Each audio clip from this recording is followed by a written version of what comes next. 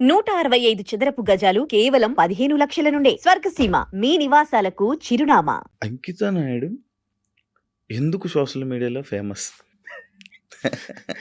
ఎలా? సో, అంతకుముందు వరకు అంకిత నాయుడు అంటే తెలీదు. హ్మ్. ఆఫ్టర్ మ్యారేజ్ హ్మ్. నా పాస్ట్‌లో నేను మ్యారేజ్ అవును. చేసుకున్నాను. అవును.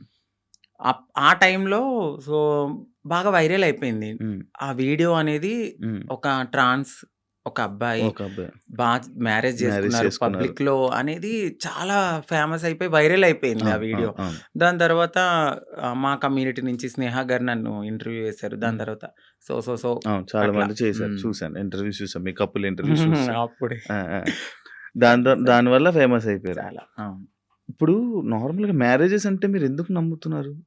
ఎందుకంటే మీ దాంట్లో ఎవరి లవ్ కూడా సరిగ్గా సక్సెస్ అయింది లేదు. అవునండి. ఎవరో ఒక అబ్బాయి రావడం, మోసపోవడం, కొట్టడం, తిట్టడం, చంపడం ఇలాంటివన్నీ జరుగుతూనే ఉంటున్నాయి. అవునండి. కానీ మీరెందుకు నమ్మి మళ్ళీ మ్యారేజ్ చేసుకున్నారు? అండ్ మీ ఇంటర్వ్యూ నేను చూసినట్లయితే మీరు ఒకరి మీద ఒకరు చెప్పుకున్న ప్రేమను గాని, ఇది అవును. గాని ఇప్పుడు రియల్ జంటలు కూడా అంత ఉండరేమో. అలా ఉండేవాళ్ళు.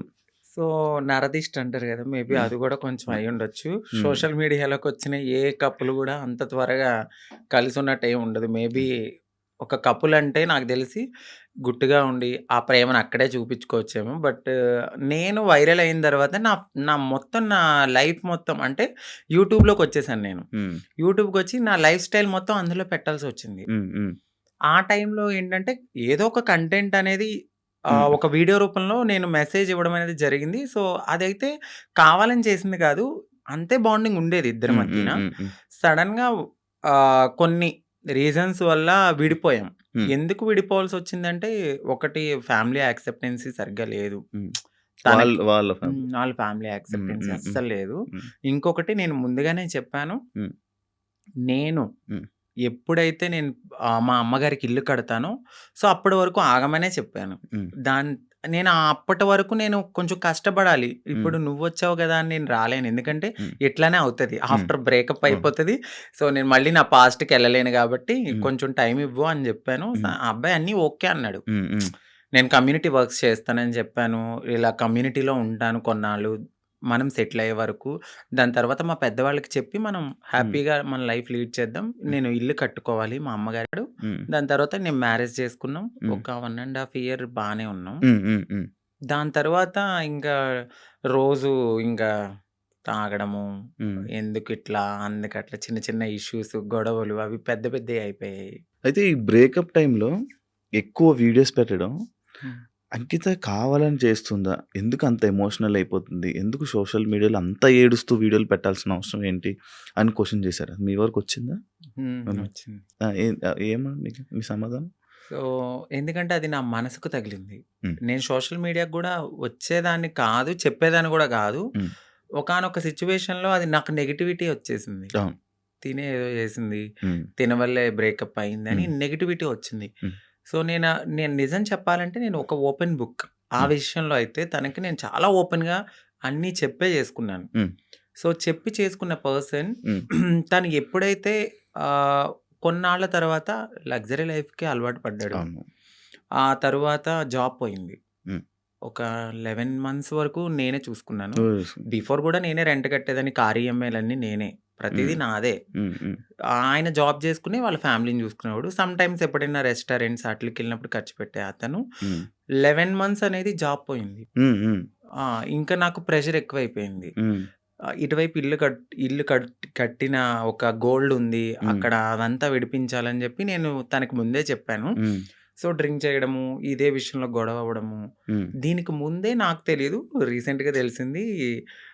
నన్ను మ్యారేజ్ చేసుకున్న 3 మంత్స్‌కే వేరే అమ్మాయిలతో కూడా ఉన్నారని చెప్పారు. హ్మ్. సో, ఆ రికార్డ్స్ కూడా నా దగ్గరున్నాయి. హ్మ్. బట్ నేను ఎందుకంటే అంతా అయిపోయిన తర్వాత మనకు అనవసరం అనిపించింది. హ్మ్. ఇవన్నిటిల్ని ఒక పక్కన పెడితే నాకు ఒకానొక సిట్యుయేషన్‌లో హ్మ్. తను రెడ్ హ్యాండెడ్‌గా అంటే మా కమ్యూనిటీ వాళ్ళు ఎవరైతే ఉన్నారో వాళ్ళలో నా కోడల్ని నేనిలా వస్తున్నానని చెప్పడము, నేను తన్ని చేజ్ జేయడము, పట్టుకున్నాను. సో, పరిగెత్తేసాడు. ఇవన్నీ నేను చూసి నా మైండ్ అనేది ఒక్కసారిగా ఛీ! హ్మ్. మాకవసరం లేదు. ఈ కమ్యూనిటీలో ట్రాన్స్‌లోనే ఉండాలి. హ్మ్. మమ్మల్ని మేము ఎంత అందంగా మార్చుకున్నా హ్మ్. వాళ్ళు కొన్నాళ్ళే ఉంటారు. హ్మ్. హ్మ్. సో, వద్దు సింగిల్‌గా ఉండడం బెటర్ అనిపించింది. హ్మ్. దాని తర్వాత నేను సోషల్ మీడియాలో నేనే పోస్ట్ పెట్టాను. హ్మ్. వద్దు అంటే నన్ను కలవడానికి 2 టైమ్స్ అట్లా ప్రయత్నించారు. ప్రయత్నించాడు. బట్ హ్మ్. నాకు మనసుకి తగిలిందది. హ్మ్. ఎందుకంటే ప్రతిసారి నేను యాక్సెప్ట్ చేయడము, హ్మ్. ఇది మా ఇద్దరి మధ్యన జరగడము, వాళ్ళ ఫ్యామిలీకి చెప్పడము, మా ఫ్యామిలీకి చెప్పడము, మీ చావు మీరు చావండి అనడము, హ్మ్. ఇవన్నీ నేను ఇంకా తీసుకోలేకపోయాను. హ్మ్. హ్మ్. నేను మారింది నా కోసం, హ్మ్. నా సెల్ఫ్ నేను ఆనందంగా ఉండడానికి. హ్మ్. ఎందుకు దీంట్లోకి దూకానా? హ్మ్. ఇంకొకటి కమ్యూనిటీలో అందరికీ ఒక రోల్ మోడల్ అనుకున్నారు. హ్మ్. హ్మ్. ఇప్పుడున్న జనరేషన్‌లో ఇంత బాగా ఉంటున్నారా అని. హ్మ్. హ్మ్. సో, నేను ఇప్పుడు గనక నేను బ్రేక్ చేస్తే హ్మ్. సొసైటీలో వీళ్ళంటూ సెట్ కారు, వీళ్ళకి పెళ్ళిళ్ళు సెట్ కావు అని అంటారని అంటారు. నాకు ముందే తెలుసు. అవును. అవును. దానికోసం కూడా నేను చాలా బాధపడుతూ అట్లానే ఉన్నాను. హ్మ్. ఇవన్నీ చూసిన తర్వాత నాకు నేనే ఇన్‌స్టాగ్రామ్‌లో విడిపోతున్నామని చెప్పాను. హ్మ్. హ్మ్. చెప్పిన తర్వాత అపోజిట్ పర్సన్ గూడా హ్మ్. ఎందుకు, ఏంటి అని క్వెషన్ చేయడానికి నన్ను ప్రయత్నించలేదు. హ్మ్. నేను వీడియోస్ డిలీట్ చేసేసాను. తను గూడా అప్పటికే వేరే అమ్మాయితో లవ్‌లో ఉన్నాడు. ఓకే. ఓకే. అలా బ్రేకప్ అయింది. సేమ్. అంటే నేను ఎన్ని సార్లు వద్దన్నా కావాలనుకున్న మనిషి హ్మ్. ఒక్కసారిగా నేను వద్దు అన్నప్పుడు ఎందుకు బ్రేకప్ చెప్తారు? హ్మ్. హ్మ్. ఒక 1 ½ ఇయర్‌లో చాలా గొడవలవుతాయి. ఇది అవును. మాకు అప్పుడు మేము విడిపోవడానికి కూడా చాలా చిన్న రీజనే. అవును. దానికి ముందు చాలా పెద్ద రీజన్స్ ఉన్నా మేము కలిసే ఉన్నాం. ఓకే. అప్పుడు కలవాలి అని ఒక పర్సన్ మన ముందు బతిమలాడిన మనిషి ఒక్కసారిగా ఎందుకు వదిలేసుకున్నాడు? బ్రేకప్ అంటే వదిలేసారు డైరెక్ట్‌గా. దానికి తనకెక్కడో కనెక్ట్ అయ్యాడు. హ్మ్. హ్మ్. ఇక్కడ వదిలించుకోవాలనుకున్నారు. తను గూడా ఏం జేశారంటే, అక్కడ అమ్మాయిని కనెక్ట్ అవ్వడానికి హ్మ్. కమ్యూనిటీలో ఎవరితోనో రిలేషన్‌కి పరిగెత్తినట్టుగా నన్ను నమ్మించాడు. ఓకే. సో, అక్కడ నా మనసు బ్రేక్ అయిపోయింది. ఓకే. తర్వాత తెలిసింది. ఇలా జరిగాయి. హ్మ్. కాదు అప్పుడు మరి ఫేస్ మీద దెబ్బలు కొట్టడం అవన్నీ ఏవో ఉండేయి గదా! దెబ్బలుండే ఫేస్ మీద ఏవో దెబ్బలతో ఒక వీడియోస్ ఉండేయి. హ్మ్. అవేంటవి ఆయన కొట్టినవా? లేకపోతే ఏం జరిగిందది? ఆహ్, ఇక్కడ దెబ్బ ఆ! తగిలింది. దెబ్బలు తగిలింది అంతా ఫేస్. సంథింగ్ ఆయనైతే కొట్టలేదండి. ఓకే. సో, అది అబద్ధము.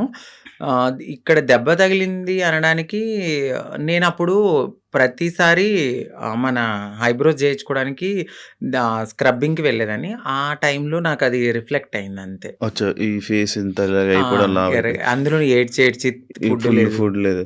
కానీ అది కొట్టిన దెబ్బ కొట్టేసారేమో, ఆ! దానికి ఇది ఇబ్బంది అనుకున్నారు. పెట్టేసారేమో, అవును. ఇదైపోయిందేమో అని అనుకుండే లేదు ఇలాగ లేదు. ఇలా ఆయనేం కొట్టలేదు. మీకదే ఫస్ట్ లవ్వా? అంటే ఆ! అదే ఫస్ట్ లవ్ అనుకోవచ్చు. హ్మ్. హ్మ్. అదే ఫస్ట్ లవ్. అంటే బిఫోర్ ఒక లవ్ ఉండేది. హ్మ్. అది అక్కడ దాకా రాలేదు. అంటే ఇంకా ఇది లవ్ కామన్ అనిపించింది ఇంకా. కానీ పెళ్లి వరకు రావడం అనేది ఇదే. ఇదే ఫస్ట్ పెళ్లి వరకు. ఇప్పుడు ఇద్దరి అభిప్రాయాలు కలుస్తాయి. కలిసిన తర్వాత మాట్లాడుకుంటాం. మాట్లాడుకున్న తర్వాత కొన్ని రోజులు ట్రావెల్ అయ్యాక ఓకే. నీవు నాకు సెట్ అవ్వలేదు వదిలేసుకుందాం అనుకునేది ఒకలా ఉంటది. ఇటు పబ్లిక్ వచ్చేసి హ్మ్. మనము కామన్ అయిపోతాం వాళ్ళకి. అవును. రోజు ఆ! కనపడతాం. ఆ! ఒక్కసారిగా పర్సన్ పక్కన లేకపోయేసరికి ఎందుకు అని వాళ్ళు క్వెషన్ చేయడం అనేది రైటే ఉంటది. హ్మ్. సో, ఇక్కడ దాకా ఆ పర్సన్ అయితే ఉన్నారంతే. కాదు అదే ఇందాక నేను ఒక పాయింట్ అడిగాను. ఏదైతే అబ్బాయిల దగ్గర నుంచి మనకి పూర్తి ప్రేమ దొరకదని తెలుసు మీకు. తెలుసండి. డబ్బుల గురించి వస్తారని తెలుసు. అవును. కానీ ఎందుకు నమ్మి దగ్గరికి తీసుకొని మోసపోయి మళ్ళీ ఏడడం? గొర్రె కసాయివాడిని ఎందుకు నమ్ముతుందంటే నేనేం క్వెషన్ చేయగలను. గడ్డి పెడతారు, తీసుకెళ్తారు, ఫుడ్ పెడతారు. తర్వాత వాళ్ళనే ఆ! చంపేస్తారు. ఏది గొర్రెని. ఆ! అలా అని చెప్పి ఆ గొర్రె ఎళ్ళకుండా ఉంటదా? ఆ! అయ్యో! ఫుడ్ ఎందుకు పెడుతున్నాడో, ప్రేమగా పెడుతున్నాడేమో తినడానికి వెళ్ళాము. హ్మ్. దానికి తెలీదు. తర్వాత నేనే మీరు బలైపోతానండి.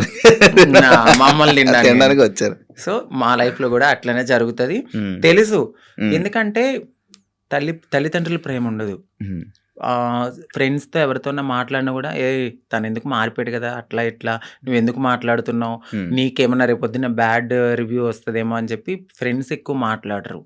సొసైటీ యాక్సెప్ట్ చేయదు. ఈ టైంలో ఎవరో ఒకళ్ళు మమ్మల్ని దగ్గరికి వస్తారనమాట. ఓకే. మాకు ఈ ప్రేమ దొరుకుతుంది. ఇది జెన్యూన్ ప్రేమేమో అని హ్మ్. నమ్ముతాం. నమ్మి దగ్గర తీసుకుంటాం. తనకయ్యిందని చెప్పి నాకవ్వాలని లేదు కదా! అని హ్మ్. గొర్రెలుగా నమ్మేసి ముందుకెళ్ళిపోయి తర్వాత బలైపోతాం. ఇప్పుడు అమ్మలతో ఉండట్లేదా? అంటే హైదరాబాద్‌లో నేనే ఉంటున్నాను. హ్మ్. ఇంటి దగ్గర ఇల్లు కట్టాను. హ్మ్. సో, ఆ! కట్టేసారు. అక్కడ మమ్మీ ఆళ్ళు, హ్మ్. ఫ్యామిలీ అంతా అక్కడే ఉంటారు. ఇప్పుడెలా డబ్బులు? ఇప్పుడు నేను నార్మల్‌గా అయితే యూట్యూబ్ మీద హ్మ్. యూట్యూబ్ బేస్ చేసుకున్నాను. దానికి బిఫోర్ నుంచి నేను కమ్యూనిటీ వర్క్స్ చేస్తూ నేను సెటిల్ అయిపోయాను. ఫైనాన్షియల్‌గా అయితే ఇప్పుడు నేను చాలా బాగా సెటిల్ అయ్యి ఉన్నాను. యూట్యూబ్ చేస్తున్న ఇన్‌కము అట్లానే కొంచెం ఎంతొస్తది యూట్యూబ్ నుంచి? ఇప్పుడైతే 1.2 అట్లా యూట్యూబ్ వస్తుంది. నుంచి. బిఫోర్ ఇంకా ఎక్కువొచ్చేది. ప్రమోషన్స్ అవన్నీ ప్రమోషన్స్ చెయ్యట్లేదండి నేను. చేయలేదు ఇప్పుడు? ప్రమోషన్ నార్మల్ ప్రమోషన్స్ అమ్మాయిలకి సంబంధించిన బిఫోర్ చేశాను. అసలు చెయ్యట్లేదు నేను. ప్రమోషన్స్. నేను నో పెయిడ్ ప్రమోషన్స్ అని కూడా పెట్టాను. అవును చూసాను నేను. ఆ! ఒక ప్రమోషన్స్ చేయరు. ఆ!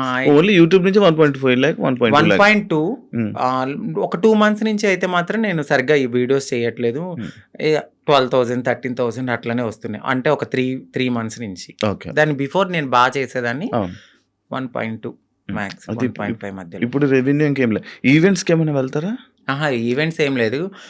ఇప్పుడు నేను షాప్ ఓపెనింగ్స్ అట్లా ఏదైనా జరిగినప్పుడు కొంచెం నాకు తెలిసిన వాళ్ళు వీఐపీస్ గానీ, వాళ్ళకి గానీ దిష్టి తీయడము, లేదంటే వాళ్ళ ఇంట్లో ఎవరైనా పుట్టారు అంటే బ్లెస్సింగ్స్ గానీ నన్నే పిలుస్తారు. అక్కడికెళ్ళినప్పుడు బానే ఇస్తారు. 51 ఓకే. 51, అంతే. 31 ఓకే. అంతే. మొత్తం మంత్లీ ఓవరాల్‌గా ఇప్పుడైతే నా ఇన్‌కమ్ 1.2 అంతే. అంతే ఇప్పుడు మొత్తం అన్ని కలిపినా కూడా అంతే. అంతే. అంతకు మించి చెప్పట్లేదా? లేదు సార్ అంతే. అంతే. ఓకే. అంటే ఆ టైంలో నేను సేవింగ్స్ ఎక్కువ చేసేసాను బాగా. ఒకప్పుడు అంకిత నాయుడు వీడియోస్ చూస్తున్నప్పుడు అంటే లైక్ బిఫోర్ బ్రేకప్ కానీ బిఫోర్ ఇది కానీ ఫేస్ ఒకలా ఉండేది. ఇప్పుడు చాలా చేంజెస్ అయిపోయాయి. అవునండి. ఎందుకు అన్ని చేంజేసుకుంటున్నారు? అంటే ఎందుకు చేయించుకున్నానంటే నేను ఒక పుట్టడం అనేది అమ్మాయి తత్వంతో ఉన్న ఒక అబ్బాయిగా పుట్టాను. సో ఎక్కడైనా నాకు చిన్నగా ఏదైనా అనిపించిందంటే దాన్ని వెంటనే చేంజ్ చేసుకోవాలి అనే థాట్ నాకు ఉంటది.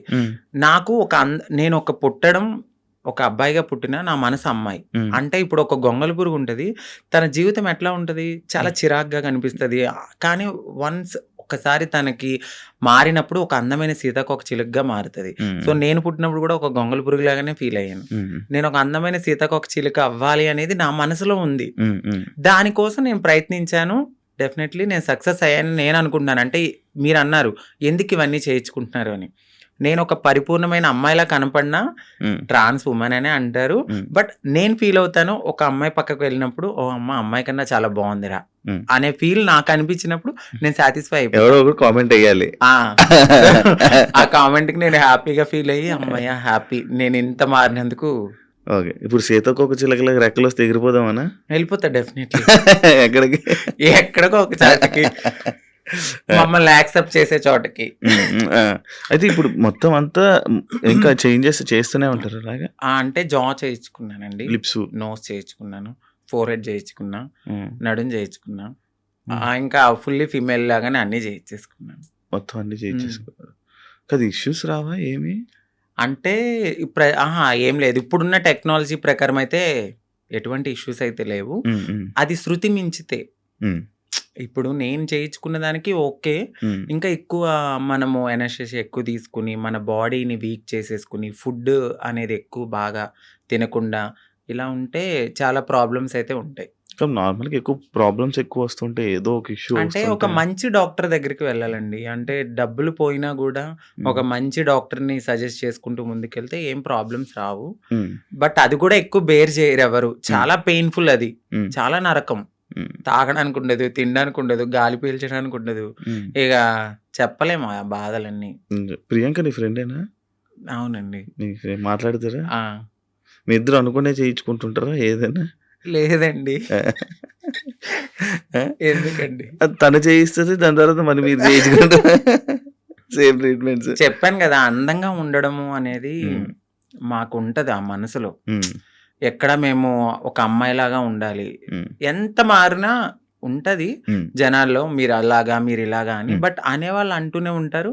మనం మనలాగానే ఉండాలని నేను అనుకుంటాను. ఓకే. మీ పక్కన ఒక చిన్న చిన్న అబ్బాయిలు వీళ్ళు ఉంటారు, అంటే కొడుకులు, మా కొడుకు మా ఇది అనుకొని చెప్తా ఉంటారు. ఒకప్పుడు ప్రియాంక బిగ్ బాస్ కి వెళ్ళే టైంలో కూడా కొడుకు అనే ఒకరు తిరిగేవాడు, ఒక ఉండేవాడు.